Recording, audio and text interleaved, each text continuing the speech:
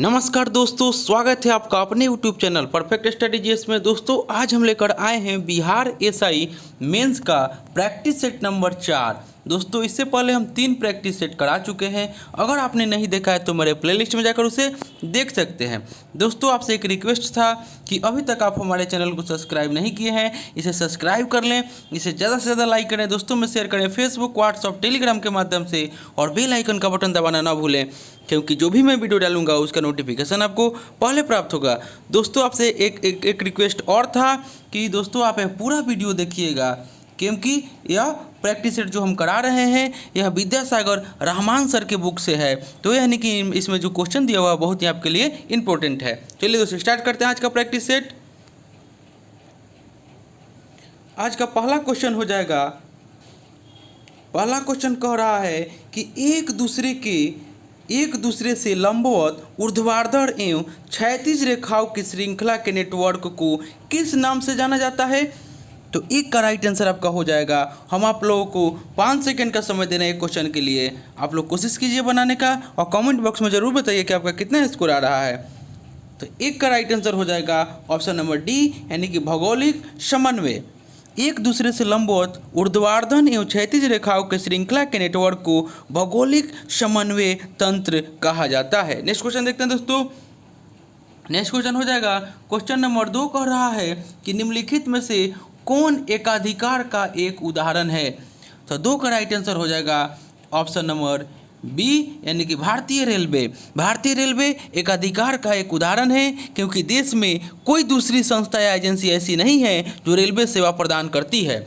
Next question देखते हैं दोस्तों। क्वेश्चन नंबर 3 कह रहा है कि किस अधिनियम ने भारतवासियों को अपने देश के प्रशासन में कुछ हिस्सा लेना संभव बनाया। 3 का राइट आंसर आप लोगों को करना है। 3 का राइट आंसर हो जाएगा option number A, charter act 1833।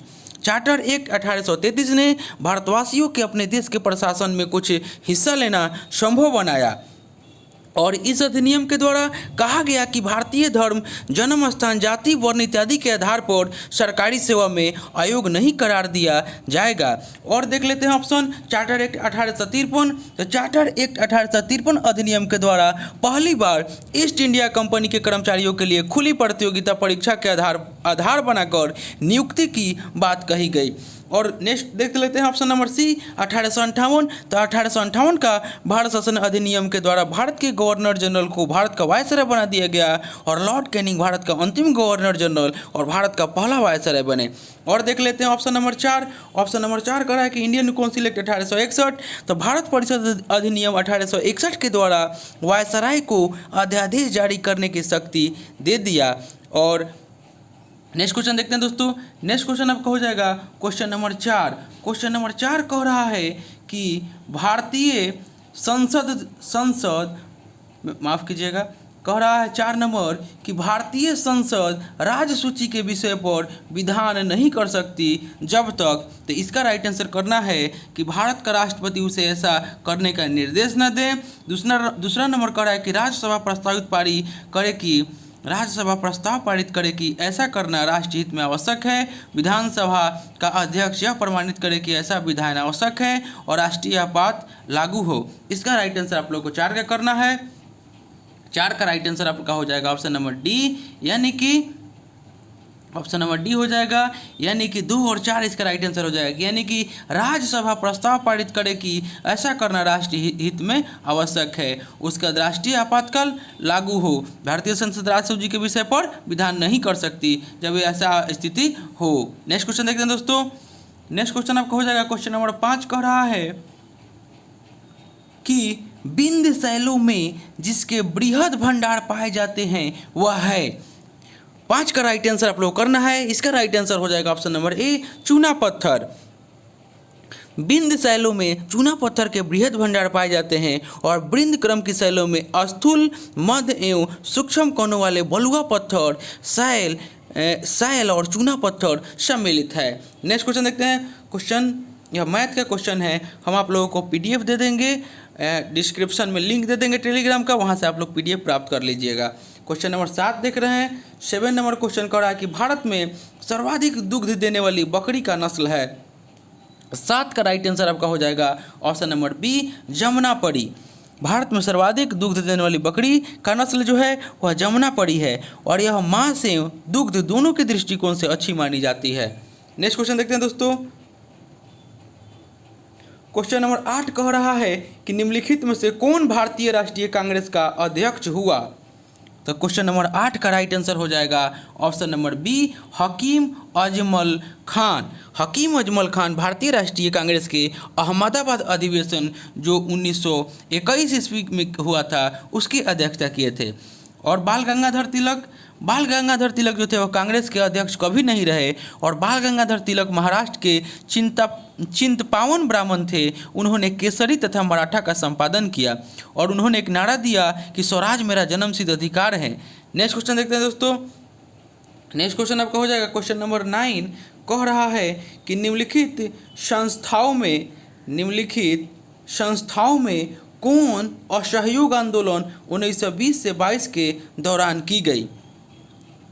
यानी कि काशी विद्यापीठ, गुजरात विद्यापीठ, जामिया मिलिया और काशी हिंदू विश्वविद्यालय, यानी कि 1920-22 के दौरान इसमें से किन संस्थाओं का स्थापना हुआ। तो 9 का राइट आंसर आपका हो जाएगा ऑप्शन नंबर सी, यानी कि 1, 2 तथा 3, यानी कि काशी विद्यापीठ, गुजरात विद्यापीठ और जामिया मिलिया। यानी कि आपका असहयोग आंदोलन 1920-22 के दौरान काशी विद्यापीठ की स्थापना वर्ष 1921 में की गई और गुजरात विद्यापीठ की स्थापना बनारस में वर्ष 1921 में की गई और जामिया मिलिया इस्लामिया की स्थापना अलीगढ़ में 1920 में किया गया, जो बाद में दिल्ली ले जाया गया और स्थापित हुआ। और मदन मोहन मालवीय ने वर्ष 1916 में बनारस हिंदू विश्वविद्यालय की स्थापना की, जो ऑप्शन नंबर डी में आपका दे रहा है। नेक्स्ट क्वेश्चन देखते हैं दोस्तों। नेक्स्ट क्वेश्चन हो जाएगा आपका क्वेश्चन नंबर 10 कह रहा है कि वर्ष 1945 की प्रमुख घटनाएं निम्नलिखित थी। तो 10 का राइट आंसर आप लोगों को करना है कि बेबेल योजना है, शिमला सम्मेलन है, नौसेना विद्रोह है और आज़ाद हिंद फौज मुकदमा है। तो 10 का राइट आंसर हो जाएगा ऑप्शन नंबर सी, यानी कि 1, 2 और 4। 1945 की प्रमुख घटनाएं बेबेल योजना जो है वह 14 जून 1945 को हुआ था और शिमला सम्मेलन जो ऑप्शन जो बी में दे रहा है यह आपको 25 जून से 14 जुलाई 1945 को हुआ था। उसके बाद ऑप्शन सी में दे रहा है नौसेना विद्रोह, यह आपको 18 से 23 फरवरी 1946 को हुआ था। उसके बाद आज़ाद हिंद फौज का मुकदमा जो हुआ था नवंबर 1945 में। तो ये आपका राइट आंसर इसका हो जाएगा ऑप्शन नंबर सी, क्योंकि जो नौसेना विद्रोह हुआ था यह 1946 में हुआ था और तीनों जो है वो दे रहा है 1, 2 और 4 जो 1945 की प्रमुख घटनाएं हैं। नेक्स्ट क्वेश्चन देखते हैं दोस्तों। क्वेश्चन नंबर 11 कह रहा है कि समकालीन साहित्य में कौन और को एवं मनन किसके लिए प्रयुक्त होते हैं। संगमकालीन साहित्य में कौन, को एवं मनन किसके लिए प्रयुक्त होते थे। तो 11 का राइट आंसर हो जाएगा ऑप्शन नंबर डी, राजा के लिए।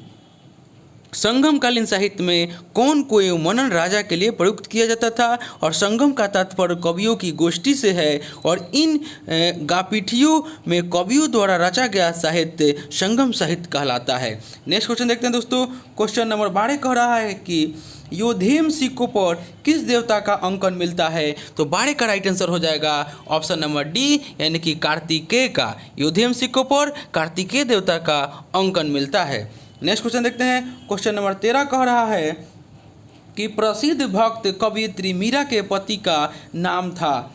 तो 13 का राइट आंसर आप लोग करना है। तो 13 का राइट आंसर हो जाएगा ऑप्शन नंबर बी, राजकुमार भोजराज। ऑप्शन नंबर बी हो जाएगा। मीराबाई मेड़ता के रतन सिंह राठौर की इकलौती पुत्री थी और इनका जन्म जो हुआ था वह 1498 ईस्वी में मेड़ता के कुंदगी नामक ग्राम में हुआ था और इनका विवाह उदयपुर के प्रसिद्ध शासक आपको राणा सांगा के ज्येष्ठ पुत्र युवराज भोजराज से हुआ था, किंतु विवाह के कुछ ही वर्षों पश्चात राजकुमार भोजराज का परलोकवास हो गया, यानी कि उनकी मृत्यु हो गई। नेक्स्ट क्वेश्चन देखते हैं दोस्तों।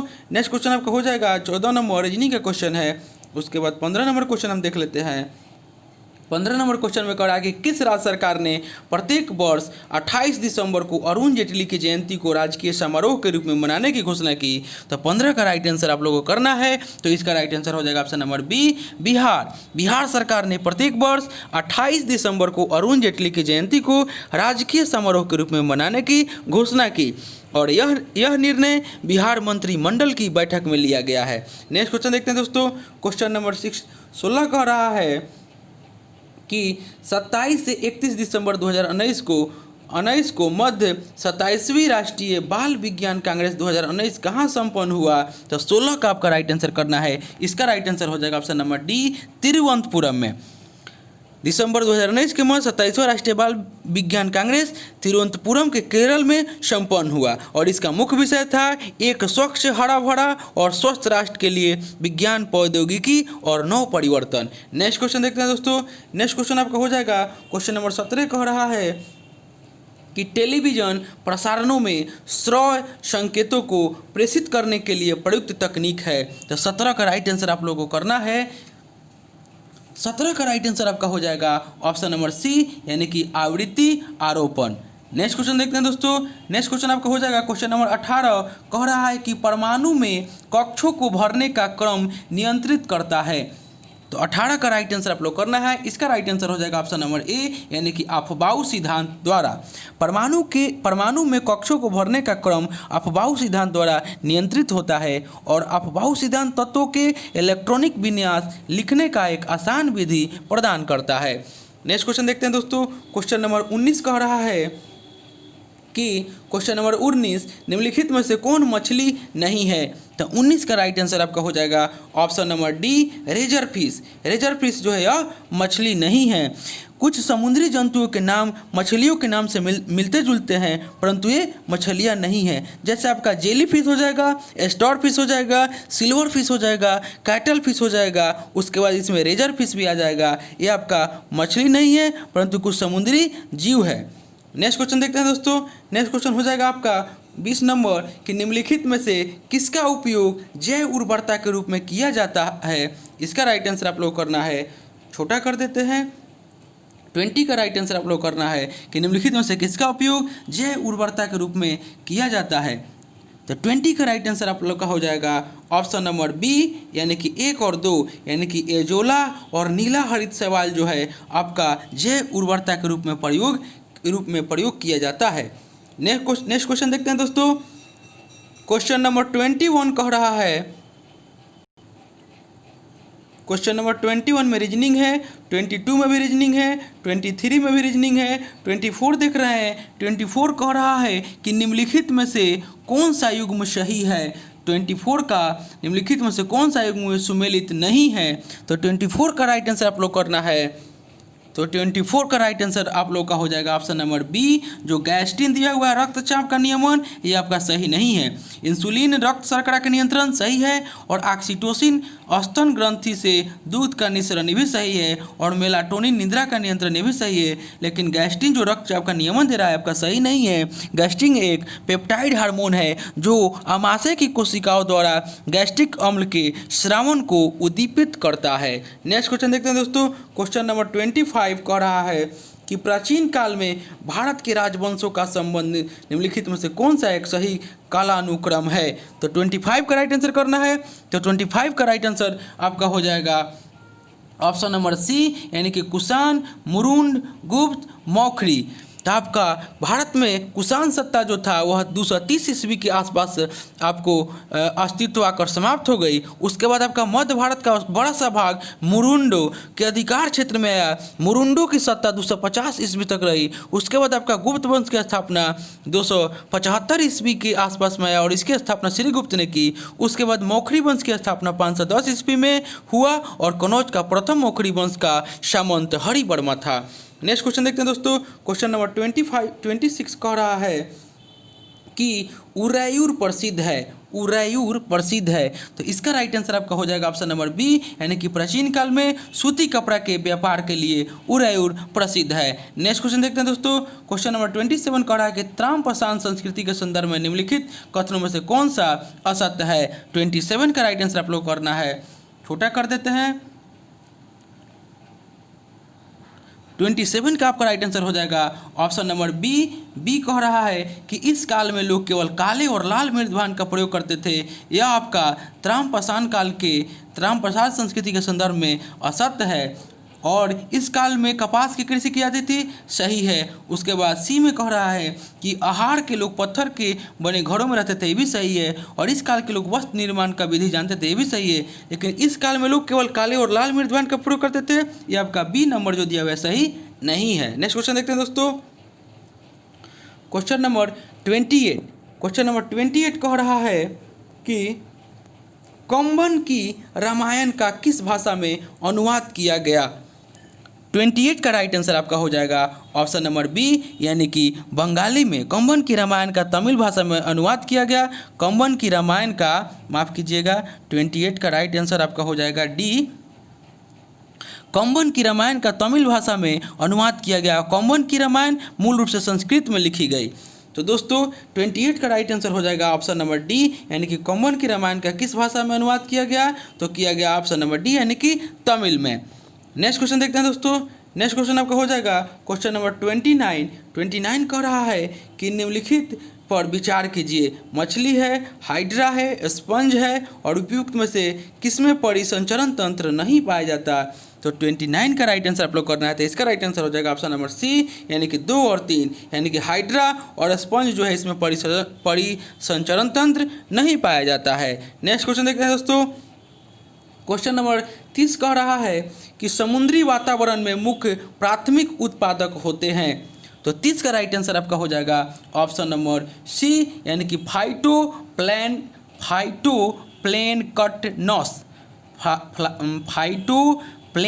कटनस जो है यह समुद्री वातावरण में मुख्य प्राथमिक उत्पादक होते हैं। नेक्स्ट क्वेश्चन देखते हैं दोस्तों, क्वेश्चन नंबर 31 कह रहा है कि रेड डाटा बुक अथवा रेड लिस्ट से संबंधित संगठन है। तो 31 का राइट आंसर आपका हो जाएगा ऑप्शन नंबर बी, यानी कि IUCN। रेड डाटा बुक यानी कि रेड डाटा बुक का प्रकाशन IUCN द्वारा किया जाता है, जिसकी स्थापना आपको वर्ष 1964 में की गई थी। नेक्स्ट क्वेश्चन देखते हैं दोस्तों, नेक्स्ट क्वेश्चन आपका 32 का रहा है कि किस देश के प्रधानमंत्री ने नई दिल्ली में गांधी नागरिकता शिक्षा पुरस्कार शुरू करने की घोषणा की। इसका राइट आंसर हो जाएगा 32 का ऑप्शन नंबर डी, यानी कि पुर्तगाल के प्रधानमंत्री अंटोनियो कोस्टा ने 20 दिसंबर 2019 को महात्मा गांधी के आदर्शों को शाश्वत बनाए रखने के लिए उनके विचारों एवं उद्धरणों से प्रेरित गांधी नागरिकता शिक्षा पुरस्कार शुरू करने की घोषणा की और यह पुरस्कार प्रत्येक वर्ष प्रदान किया जाएगा। नेक्स्ट क्वेश्चन देखते हैं दोस्तों, क्वेश्चन नंबर 33 कह रहा है कि हाल ही में किस देश की नौसेना में विमान वाहक पोत शानडॉग शामिल किया गया। तो 33 का राइट आंसर हो जाएगा ऑप्शन नंबर ए, चीन। नेक्स्ट क्वेश्चन देखते हैं दोस्तों, नेक्स्ट क्वेश्चन हो जाएगा कि अवनींद्रनाथ टैगोर की पुस्तक नलक का अंग्रेजी में अनुवाद किसने किया। तो 34 का राइट आंसर हो जाएगा ऑप्शन नंबर बी, यानी कि उबरी भादुरी। अवनींद्रनाथ टैगोर की पुस्तक नलक को अंग्रेजी में अनुवाद उबरी भादुरी ने किया और इस पुस्तक में गौतम बुद्ध की जीवन यात्रा का उल्लेख है। नेक्स्ट क्वेश्चन देखते हैं दोस्तों, नेक्स्ट क्वेश्चन आपका हो जाएगा कि विश्व शौचालय दिवस कब मनाया जाता है। 35 का राइट आंसर आपको करना है। विश्व शौचालय दिवस कब मनाया जाता है, तो आपका दिया हुआ है 18 नवंबर, 15 नवंबर, 19 नवंबर और 17 नवंबर। तो 35 का राइट आंसर हो जाएगा ऑप्शन नंबर सी, 19 नवंबर को विश्व शौचालय दिवस मनाया जाता है। और विश्व वर्ष 2019 में इस दिवस का मुख्य विषय था कोई पीछे न छूटे। नेक्स्ट क्वेश्चन देखते हैं दोस्तों, 36 कह रहा है कि डेजर्ट कूलर द्वारा शीतलन किस पर आधारित है। डेजर्ट कूलर द्वारा शीतलन किस पर आधारित है, तो 36 का राइट आंसर हो जाएगा ऑप्शन नंबर सी, यानी कि वाष्पन शीतलन पर आधारित है। नेक्स्ट क्वेश्चन देखते हैं दोस्तों, नेक्स्ट क्वेश्चन हो जाएगा क्वेश्चन नंबर 37 कह रहा है कि निम्नलिखित में से कौन सा युग्म सुमेलित नहीं है। तो 37 का राइट आंसर आप लोग करना है, तो इसका राइट आंसर हो जाएगा ऑप्शन नंबर ए, यानी कि जॉन गुटेनबर्ग। टेलीविजन जो दिया हुआ है आपका सही नहीं है। जॉन गुटेनबर्ग ने प्रिंटिंग प्रेस की आविष्कार की थी। और आपको डब्ल्यू केरवेंटजन, एक्सरे सही है, माइकल फैराडे, डायनेमो सही है और अलेक्जेंडर ग्राहम बेल जो टेलीफोन है ये भी आपका सही है। नेक्स्ट क्वेश्चन देखते हैं दोस्तों, क्वेश्चन नंबर 38 कह रहा है कि भारी जल एक प्रकार का क्या है। तो 38 का राइट आंसर हो जाएगा ऑप्शन नंबर बी, यह मंदक है, यानी कि D2O। भारी जल क्या है, भारी जल को हम लोग D2O कहते हैं। तो D2O क्या है, यह एक मंदक है और इसका प्रयोग परमाणु संयंत्रों में मंदक के रूप में किया जाता है क्योंकि यह न्यूट्रॉनों की गति को धीमा करता है। नेक्स्ट क्वेश्चन देखते हैं, क्वेश्चन नंबर 39 मैथ का है और क्वेश्चन नंबर 40 देख लेते हैं। 40 कह रहा है कि छपाई में प्रयोग की जाने वाली स्याही निम्नलिखित में से किसके अपघटन से प्राप्त होती है।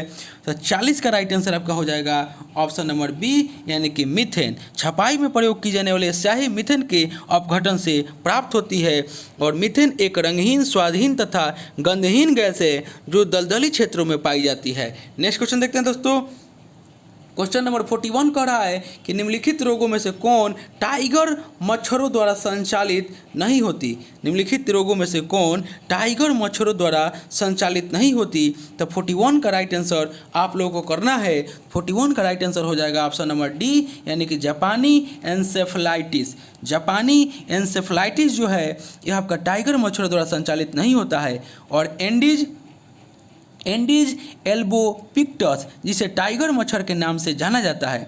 नेक्स्ट क्वेश्चन देखते हैं दोस्तों, नेक्स्ट क्वेश्चन आपका हो जाएगा क्वेश्चन नंबर 42 कह रहा है कि निम्नलिखित में से कौन सा मूल अधिकार विदेशी नागरिकों को प्राप्त नहीं है। तो 42 का राइट आंसर आपका हो जाएगा ऑप्शन नंबर बी, यानी कि अभिव्यक्ति की स्वतंत्रता का अधिकार। अभिव्यक्ति की स्वतंत्रता का अधिकार की चर्चा संविधान के अनुच्छेद 19 के 1 भारत में विदेशी नागरिकों को प्राप्त नहीं है, अपितु केवल भारतीय नागरिकों को प्राप्त है। नेक्स्ट क्वेश्चन देखते हैं दोस्तों, क्वेश्चन नंबर 43 कह रहा है कि निम्नलिखित में से किसका सुमेल नहीं है। तो 43 का राइट आंसर आपका हो जाएगा ऑप्शन नंबर डी, यानी कि कर्म भूमि जो राजीव गांधी दे रहा है यह आपका सही नहीं है। राजीव गांधी की समाधि स्थल को हम लोग वीर भूमि कहते हैं। उसके बाद आपका समता स्थल जगजीवन राम सही है, चैत्रा भूमि BR अम्बेडकर सही है, विजय घाट लाल बहादुर शास्त्री यह भी आपका सही है। नेक्स्ट क्वेश्चन देखते हैं, 44 नंबर क्वेश्चन कह रहा है कि शून्यकाल संसदीय व्यवस्था को किस देश की देन है। शून्यकाल संसदीय व्यवस्था किस देश की देन है। तो 44 का राइट आंसर आपका हो जाएगा ऑप्शन नंबर सी, यानी कि भारत।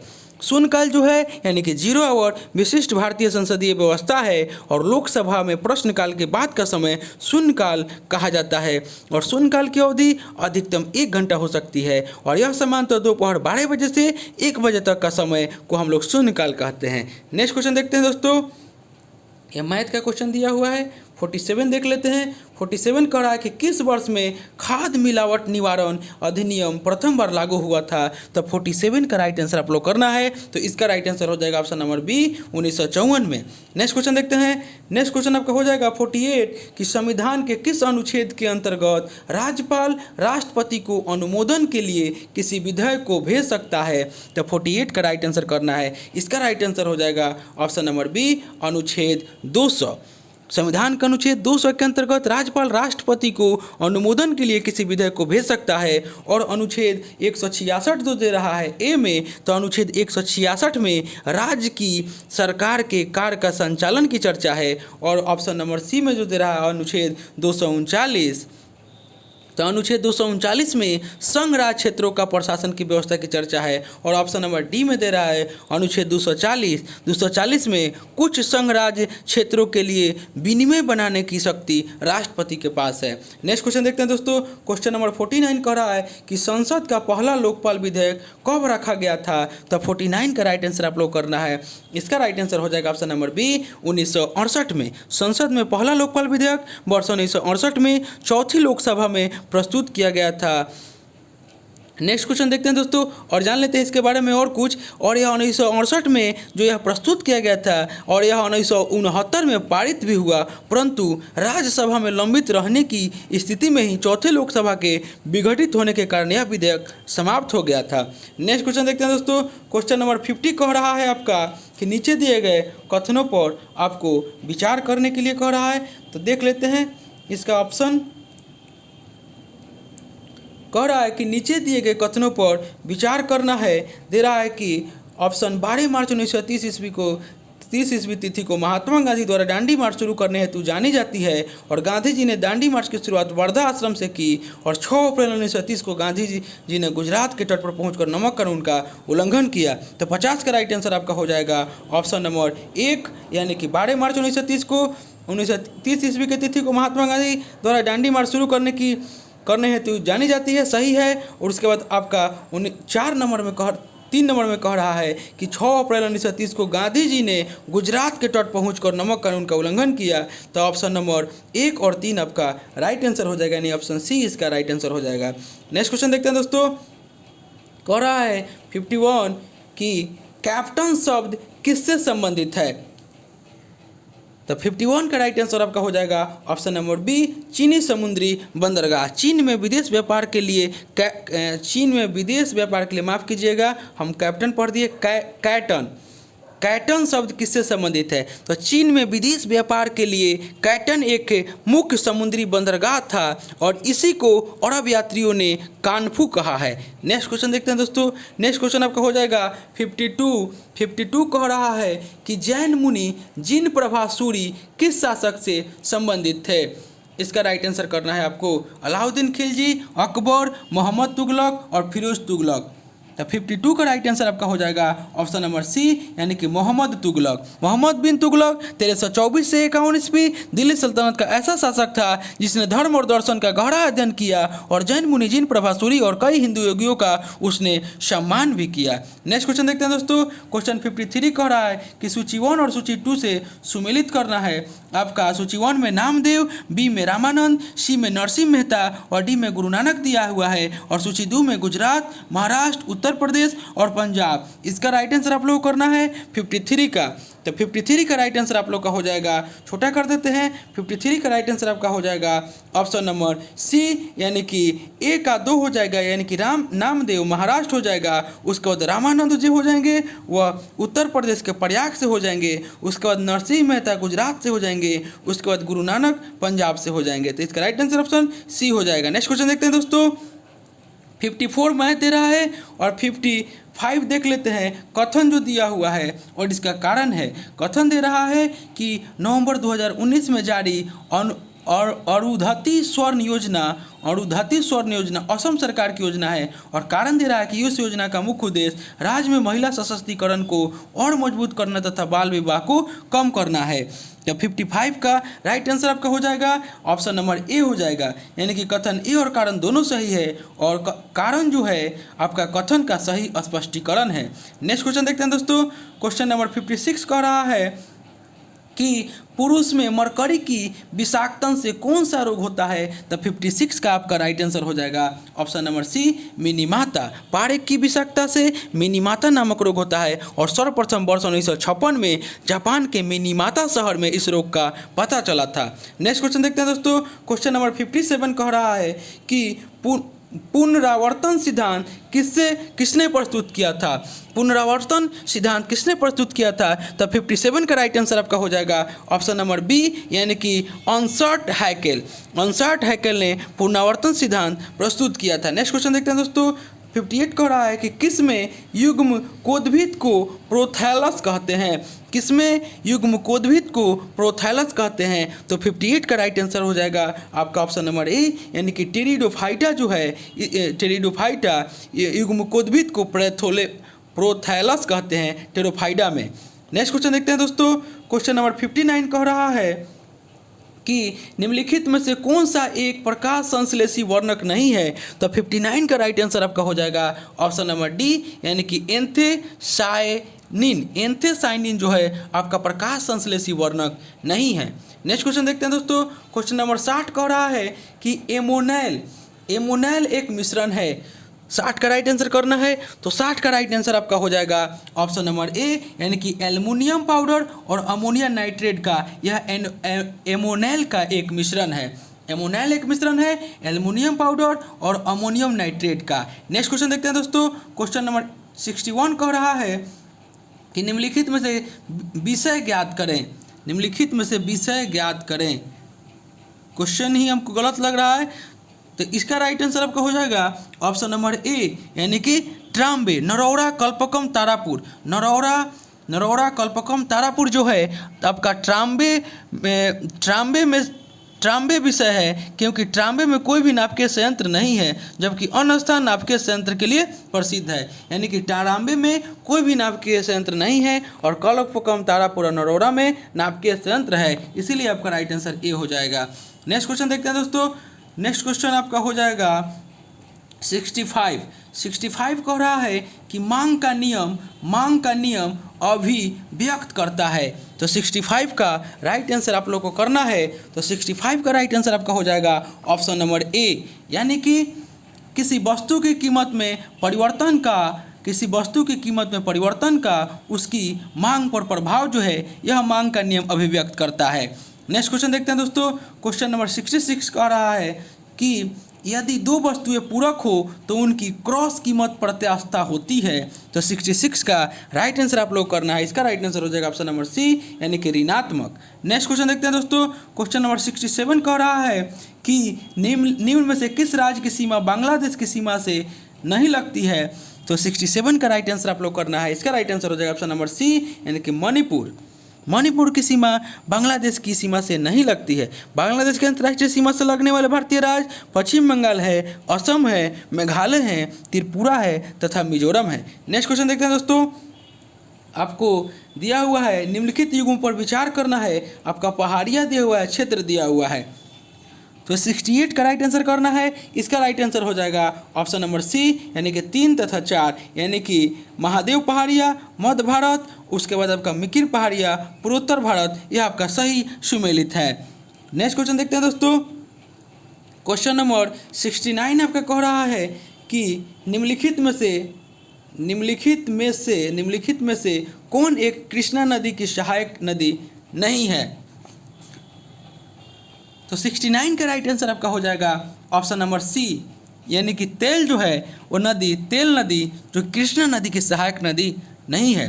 कृष्णा नदी का उद्गम स्थल कर्नाटक में महाबलेश्वर के निकट स्थित पश्चिमी घाट पर्वत श्रेणी है। नेक्स्ट क्वेश्चन देखते हैं दोस्तों। 70 कह रहा है कि करनाल बंट एक बीमारी है। 70 का राइट आंसर हो जाएगा ऑप्शन नंबर डी, गेहूं की। नेक्स्ट क्वेश्चन देखते हैं दोस्तों। 71 कह रहा है 71 आपको कि सूची 1 और सूची 2 को सुमेलित करना है। तो 71 का राइट आंसर आपका हो जाएगा ऑप्शन नंबर बी, यानी कि आपका काफ़ी बोर्ड जोन हो जाएगा बेंगलोर में, उसके बाद रबर बोर्ड जोन हो जाएगा आपको कोट्टायम में, उसके बाद चाय बोर्ड हो जाएगा आपको कोलकाता में, और तंबाकू बोर्ड हो जाएगा गुंटूर में। नेक्स्ट क्वेश्चन देखते हैं दोस्तों। क्वेश्चन नंबर 72 कह रहा है कि पतन जहां LNG टर्मिनल नहीं है, पतन जहां LNG टर्मिनल नहीं है, तो इसका राइट आंसर हो जाएगा ऑप्शन नंबर डी, कांडला में LNG टर्मिनल नहीं है। भारत में 5 तरल प्राकृतिक गैस टर्मिनल है। नेक्स्ट क्वेश्चन देखते हैं दोस्तों। क्वेश्चन नंबर आपका 74 कह रहा है कि वर्ष 2022 में एशियाई खेल की मेजबानी डैश द्वारा की जाएगी। तो 74 का राइट आंसर आपका हो जाएगा ऑप्शन नंबर बी, यानी कि चीन के द्वारा। नेक्स्ट क्वेश्चन देखते हैं दोस्तों। नेक्स्ट क्वेश्चन 75 हो जाएगा कि भारत में बहादुरी का सर्वोच्च पुरस्कार निम्नलिखित में से कौन सा है। तो 75 का राइट आंसर आपका हो जाएगा ऑप्शन नंबर बी, यानी कि परमवीर चक्र। नेक्स्ट क्वेश्चन देखते हैं दोस्तों। नेक्स्ट क्वेश्चन हो जाएगा 76 कह रहा है कि चेंचू कबीले के लोग जो अधिकतम शिकार तथा जंगली उत्पादकों की बिक्री पर निर्भर करते हैं डैश पाए जाते हैं। तो 76 का राइट आंसर हो जाएगा ऑप्शन नंबर सी, माफ़ कीजिएगा ऑप्शन नंबर सी, यानी कि आंध्र प्रदेश। चेंचू जनजाति मूलतः आंध्र प्रदेश के नल्लामलाई पहाड़ी में पाई जाती है। नेक्स्ट क्वेश्चन देखते हैं दोस्तों। 77 कह रहा है कि रामनाथ कोविंद जो वर्ष 2017 में भारत के राष्ट्रपति के रूप में चुने गए थे वह कौवे राष्ट्रपति थे। तो 77 का राइट आंसर हो जाएगा ऑप्शन नंबर बी, यानी कि वह 14वें राष्ट्रपति के रूप में निर्वाचित हुए। नेक्स्ट क्वेश्चन देखते हैं दोस्तों। 78 कह रहा है कि निम्न में से कौन अरावली पर्वत की सबसे ऊंची चोटी कौन सी है। अरावली पर्वत की सबसे ऊंची चोटी कौन सी है। तो 78 का राइट आंसर हो जाएगा ऑप्शन नंबर आपका बी हो जाएगा, यानी कि गुरु शिखर जो पर्वत जो है अरावली पर्वत की सबसे ऊंची चोटी है, जो कि राजस्थान के माउंट आबू पर्वत पर गुरु शिखर है, और गुरु शिखर की ऊंचाई 1772 मीटर है, और अरावली भारत की सबसे प्राचीनतम पर्वतमाला है। नेक्स्ट क्वेश्चन देखते हैं दोस्तों। 79 में रीजनिंग है, 80 में भी रीजनिंग है, 81 देख लेते हैं। 81 कह रहा है कि संयुक्त राष्ट्र डाक प्रशासन ने 2 अक्टूबर 2016 को शुभज्ञात भारतीय संगीतक डैश की याद में डाक टिकट जारी किया। तो 81 का राइट आंसर आपका हो जाएगा भारतीय संगीतक MS सुब्बलक्ष्मी। संयुक्त राष्ट्र डाक प्रशासन ने 2 अक्टूबर 2016 को शुभविख्यात भारतीय संगीतक MS सुब्बलक्ष्मी की याद में डाक टिकट जारी किया। तो 81 का right answer option number B हो जाएगा। नेक्स्ट क्वेश्चन देखते हैं दोस्तों, निम्नलिखित में से भारत का राष्ट्रीय जलीय पशु कौन सा है? तो 82 का आपका राइट आंसर बताना है। तो इसका राइट आंसर हो जाएगा ऑप्शन नंबर सी, यानी कि गंगा नदी की डॉल्फिन। गंगा नदी की डॉल्फिन को भारत का राष्ट्रीय जलीय पशु घोषित किया गया है। नेक्स्ट क्वेश्चन देखते हैं दोस्तों, क्वेश्चन नंबर 83 कह रहा है 83 कि निम्नलिखित में से किन व्यक्तियों ने द्वितीय गोलमेज सम्मेलन में भाग लिया? तो 83 का राइट आंसर हो जाएगा ऑप्शन नंबर सी, यानी कि महात्मा गांधी, सरोजनी नायडू और मदन मोहन मालवीय ने द्वितीय गोलमेज सम्मेलन में भाग लिया। नेक्स्ट क्वेश्चन देखते हैं दोस्तों, क्वेश्चन नंबर 84 कह रहा है कि प्रसिद्ध पुस्तक फाउंडेशन ऑफ इंडियन कल्चर के लेखक है। तो 84 का राइट आंसर आप लोग करना है। इसका राइट आंसर हो जाएगा ऑप्शन नंबर बी, यानी कि श्री अरविंदो। नेक्स्ट क्वेश्चन देखते हैं दोस्तों, क्वेश्चन नंबर 85 कह रहा है कि कोणीय संवेग का विमीय सूत्र है। तो 85 का राइट आंसर हो जाएगा ऑप्शन नंबर सी, यानी कि ML स्क्वायर T-1।